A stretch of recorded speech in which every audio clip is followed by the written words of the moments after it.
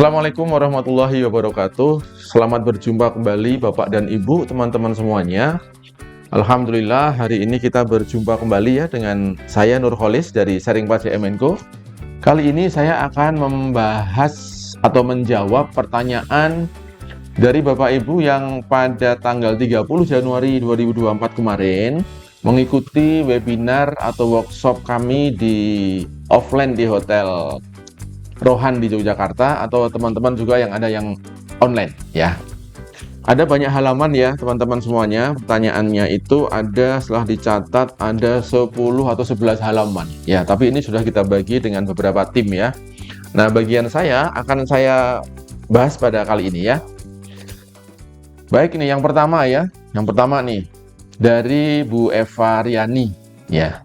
Apakah diklat karyawan di rumah sakit sebagai salah satu syarat standar di mana per karyawan itu wajib punya pelatihan 20 jam per tahun? Itu dianggap sebagai natura ya, karena yang kita bahas di webinar kita kemarin adalah terkait peraturan terbaru PPh pasal 21 TER ya, tarif efektif rata-rata yang berlaku Januari 2024, termasuk di dalamnya juga mengupas tentang natura dan kenikmatan yang menjadi penambah penghasilan karyawan ya. Ini pertanyaannya bagus ya. Jadi karyawan diberikan kewajiban harus ikut pelatihan 20 jam per tahun, semua karyawan ya di rumah sakit.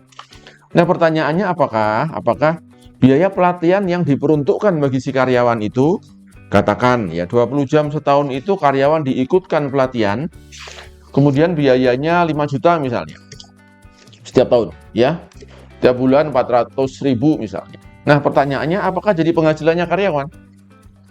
Nah, ini jawabnya adalah, coba kita lihat PMK 66 itu yang mengatur tentang natura dan kenikmatan.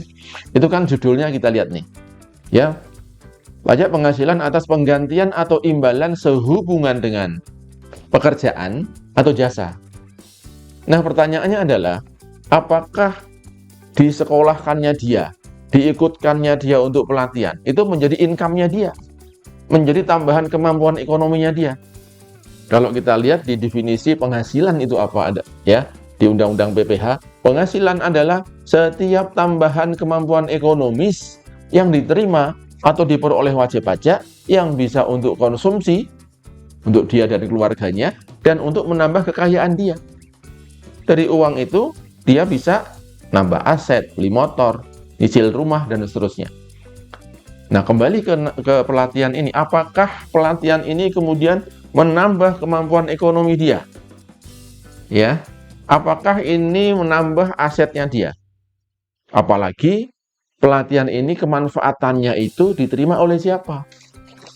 Kemanfaatannya diterima oleh rumah sakit di situ, bukan untuk kepentingan karyawannya. Maka hal-hal yang dikeluarkan ya, memang itu adalah fasilitas buat karyawan, tapi ujungnya adalah itu untuk kepentingannya perusahaan, maka itu bukan natura kenikmatan yang menjadi objeknya penghasilan karyawan. Ya, kembali ke judul PMK ini ya. Penghasilan ya dalam rangka pekerjaan, dalam rangka jasa ya. Nah, pekerjaan itu apa sih? Pekerjaan itu adalah sesuatu yang diwajibkan dalam kontrak kerjanya. Di PMK juga disebutkan definisi hubungan kerja itu apa. Hubungan kerja adalah hubungan hukum yang timbul antara perusahaan, rumah sakit dengan karyawan. Ya.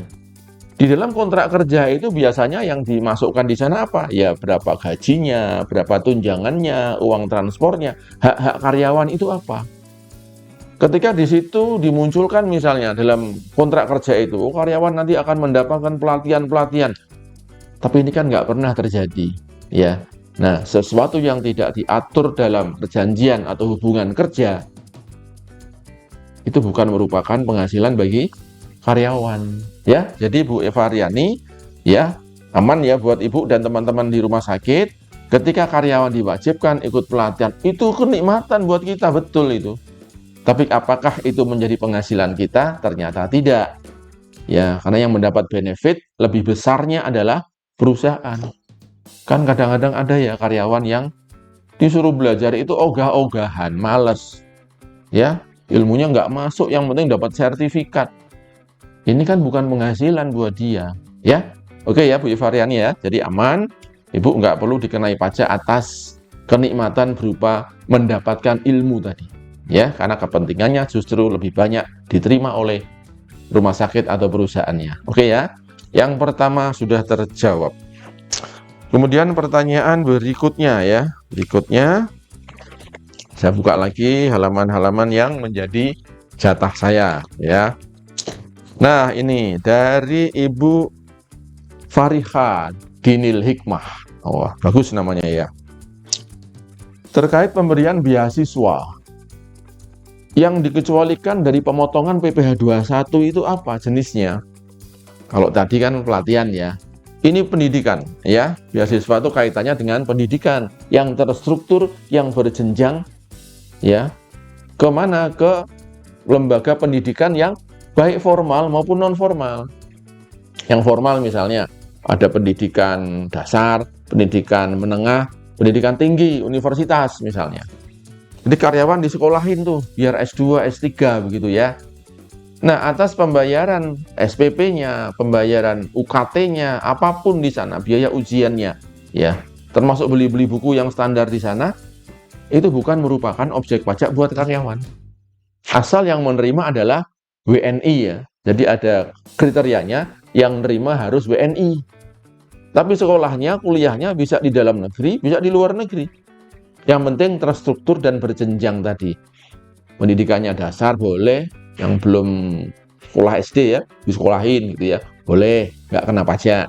Yang belum SMP, SMA, atau universitas, disekolahin misalnya, itu bukan objek pajak. Walaupun itu adalah kenikmatan buat yang menerima ya.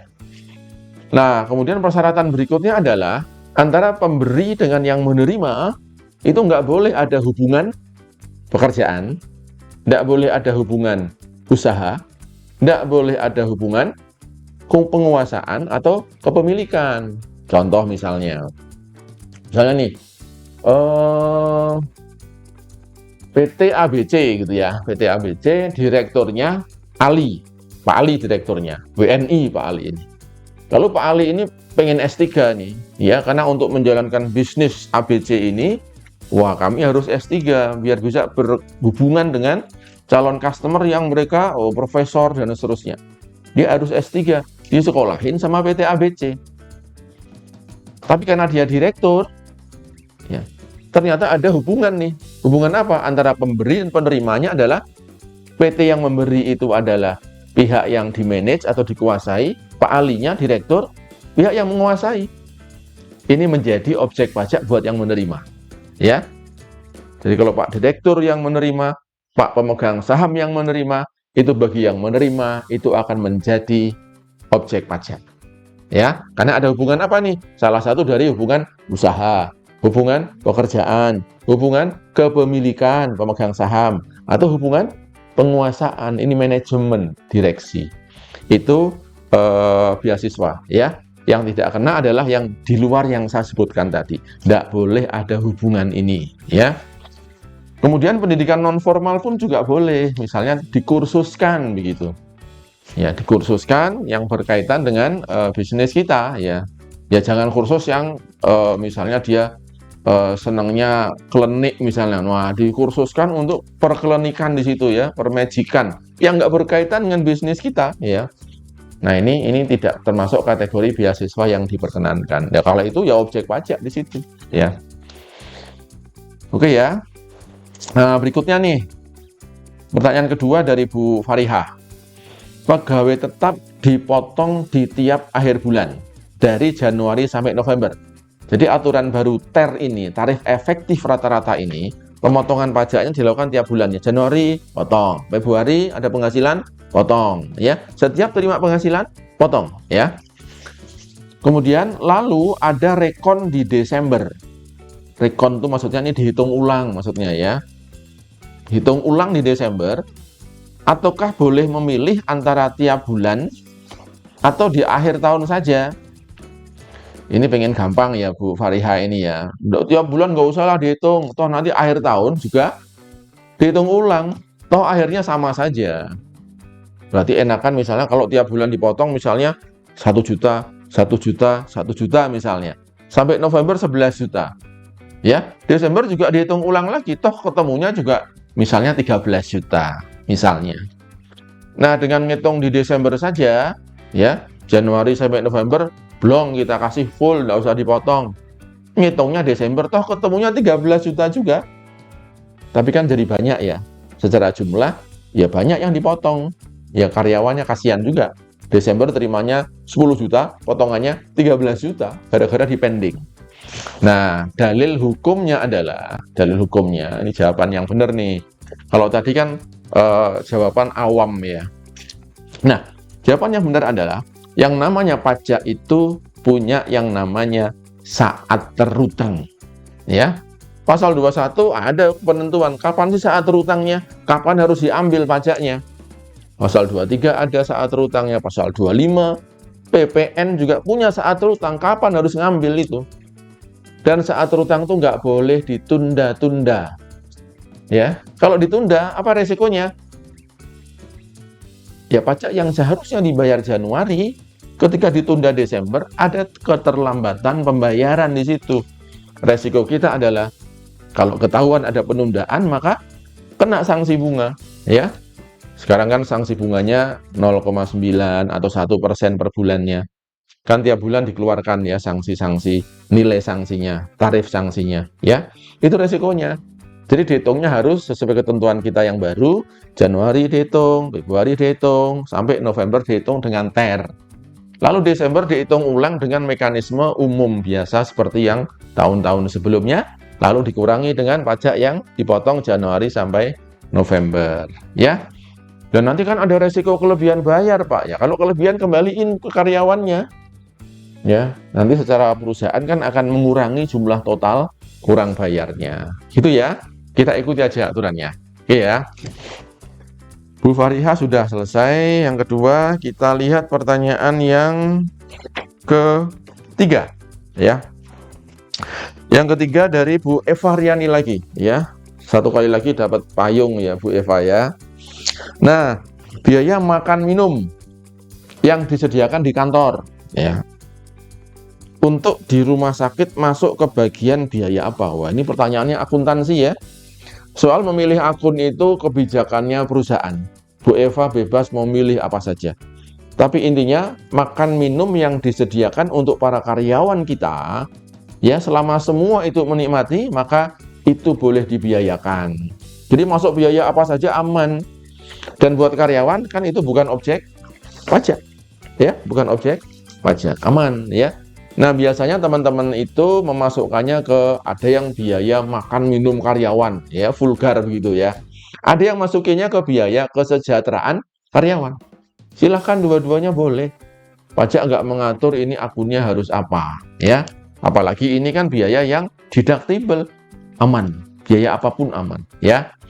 Baik, Bu Eva sudah yang ketiga. Yang keempat masih ada nih.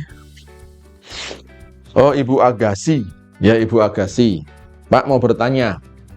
Misalkan gaji tenaga ahli terkontrak 15 juta. Tenaga ahli ya, bukan pegawai berarti ya. Akan tetapi ada daftar remunerasi. Sehingga yang diberikan itu hanya gaji dasarnya saja sebesar 7 juta. Kontraknya 15 juta ya. Tapi yang dibayarkan 7 juta. Sebaiknya yang kita buatkan bukti potong yang mana ya Pak? Oh ini ya. Soalnya kalau di Kementerian PUPR, oh berarti ini tender ya. Ini perusahaan yang ikut tender di PUPR, tender jasa. Ya. Nah kalau tender nilainya itu sesuai dengan nilai yang diberikan ke tenaga ahli, nanti perusahaannya dapat apa? Makanya dia di markup kan? 15 juta ya. Tapi yang diberikan ke tenaga ahli itu 7 juta ya. Soalnya kalau di Kementerian PUPR kita harus mengeluarkan bukti potong sebesar kontrak. Nah ini ya, jadi antara substansi dengan formalitasnya berbeda ini. Nah ini yang repot di situ.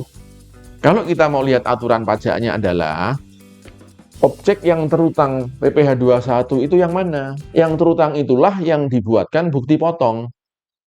Berapa yang terutang? Yang terutang itu adalah berapa yang dibayarkan kepada si penerima. Jadi harusnya memang bukti potongnya kalau kita lihat aturan pajak kita, sesuai faktanya kita transfer uang dia berapa. Nah itu yang betul ya.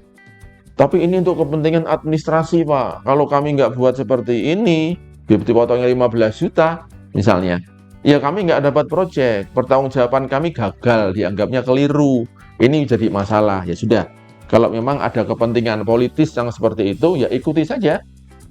Daripada Anda nanti nggak dapat proyek, ya, toh tidak ada pihak yang dirugikan. Jadi faktanya dibayarkan 7 juta, bukti potongnya dibuatkan 15 juta. Nah, sampaikan kepada tenaga ahlinya, tenaga ahli, biar kita aman pertanggungjawabannya, ya. Maaf ya, saya buatkan 15 juta. Tenaga ahlinya nanti kan marah dia, loh. Nanti saya di SPT pribadinya kan harus nambah pajaknya begitu. Nah, nanti dinegosiasikan. Tambahan pajakmu nanti kami tanggung deh atau 50-50 gitu. Silahkan dinegosiasikan ya. Aturan pajaknya nggak keliru, kemudian tanggung jawabannya ke kementerian ya biar proyeknya lancar juga tidak dimasalahkan. Itu jalan tengahnya ya. Kalau salah benarnya, ya salah gitu ya. Tapi ini kita cari jalan tengah yang negara nggak rugi, PUPR-nya juga nggak salah, Anda tetap dapat proyek, dan tenaga ahlinya juga merasa aman dan nyaman. Karena atas kelebihan penghasilannya itu kemudian ada yang memberikan kontribusinya. Oke ya, Bu Agassi. Masih ada. Nah, ini ya. Filbert Ansau. Wah, ini namanya bagus ya. Ini orang Jerman nih kelihatannya nih ya. Filbert Ansau ya. Selamat sore, Pak. Mau bertanya. Perusahaan melaksanakan pembayaran gaji karyawan tetap setiap bulan, setiap tanggal 25. Di mana untuk gaji ini di gross up. Gross up itu artinya karyawan menerima take home pay-nya itu utuh. Kewajiban pajaknya ditalangi oleh perusahaan, ya. Jadi dia akan dapat tambahan penghasilan senilai pajak yang harusnya dipotong. Gross up, ya. Kemudian saat setiap akhir bulan beberapa karyawan tetap marketing nih utamanya ya, dapat insentif atas aktivitas dia, target dia yang tercapai. Di mana pajak atas insentif tersebut tidak di gross up. Jadi atas gaji pokok tunjangan rutin di gross up, silahkan. Jadi ada tambahan tunjangan PPh. Tapi yang insentif tambahan, honor tambahan nggak di gross up. Artinya apa? Dia harus bayar pajak sendiri, ya. Nah, terus mohon pencerahan Pak, jika kita akan implementasikan perhitungan dengan TER. Ya. Oke. 1 bulan ini misalnya gaji dan tunjangan kita dapat 15 juta. Misal, ya. Terus kita mendapatkan tambahan tunjangan PPh senilai yang harusnya dibayar. Misalkan tunjangan PPh-nya 500.000. Maka 15 juta plus 500.000 itu menjadi penghasilan kita. Ya, itulah yang menjadi penghasilan bruto untuk dasar TER. 15 gaji, tunjangan PPh 500. Nah, akhir bulan kita mendapatkan insentif 3 juta misalnya. Ya, atau 3.500.000 deh, makanya bulat. 3.500.000 nih. Nah, berarti 1 bulan ini dia mendapatkan penghasilan bruto 1 dari gaji dan tunjangan 15 juta. Ditambah tunjangan PPh yang ditanggung 500.000, ditambah insentif 3.500.000. Berarti 15 ditambah 4. Maka dasar TER-nya adalah 19 juta. Nah, cara motongnya gimana Pak? Kan ada 2 timing ini Pak. Ya, waktu pertama kali dapat yang pokok itu pakai penghasilan itu. Katakan TER-nya ternyata 3,5% nih misalnya. Begitu di akhir bulan, ya dengan tambahan 3 juta, TER-nya naik nih. Harusnya kenanya 3,7, bukan 3,5. Ya, nanti di akhir bulan tinggal nambah aja. Ya, tinggal nambah berapa yang kurang. Jadi dihitung total nih ya, akumulasi penghasilan 19 juta kali 3,7%. Dikurangi yang udah dipotong di pas gajian tadi. Ya, selisihnya dibayar saat kita ngasih insentif di akhir bulan. Jadi kalau ada 2 timing pembayaran, juga ada 2 timing perhitungan pemotongan pajak karyawan ya dengan TER ini.